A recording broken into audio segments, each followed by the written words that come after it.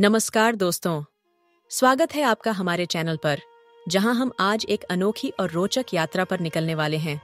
महाभारत के गहरे रहस्यों और उसके सबसे दिलचस्प पहलू, भाग्य और स्वतंत्र इच्छा यानी फेट और फ्री विल की ताकत को समझने की कोशिश करेंगे।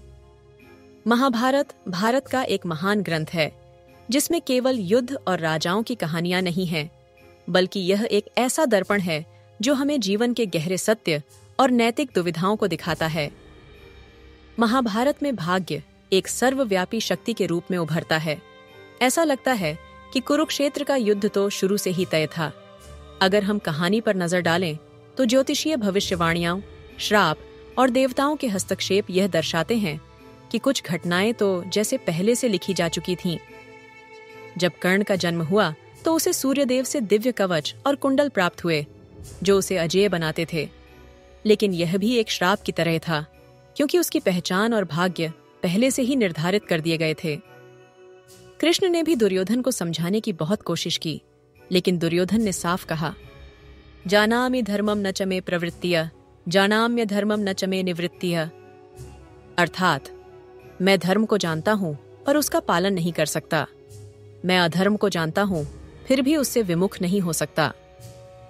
यह पंक्ति दर्शाती है कि भाग्य ने दुर्योधन की सोच को किस तरह जकड़ रखा था। महाभारत में हमें बार बार यह देखने को मिलता है कि हर पात्र के पास चुनाव करने का अधिकार है। अर्जुन का कुरुक्षेत्र के मैदान पर आकर युद्ध करने या न करने की दुविधा इसका सबसे बड़ा उदाहरण है।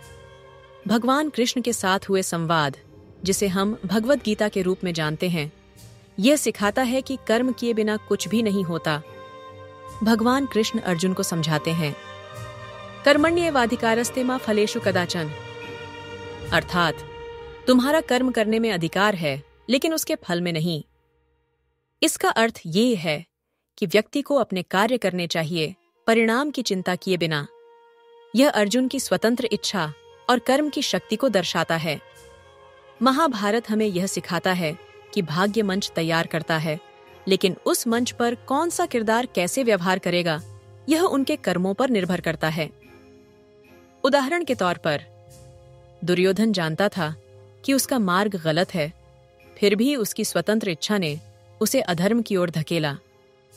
कर्ण बार बार नैतिक दुविधाओं में फंसा, लेकिन उसने अपनी मित्रता और अपनी प्रतिज्ञाओं को अपने निर्णयों का आधार बनाया।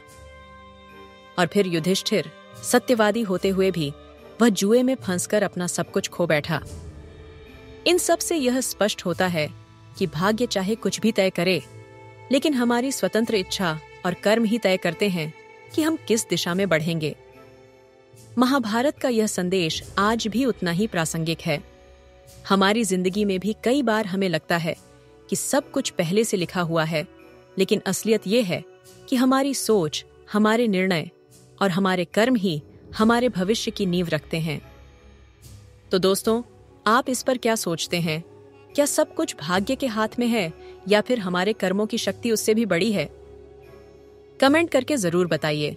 और अगर आपको यह वीडियो पसंद आया हो तो लाइक करें, चैनल को सब्सक्राइब करें और बेल आइकन दबाना न भूलें, ताकि ऐसे ही रोचक विषयों पर हमारी अगली वीडियो आप तक तुरंत पहुंच सके।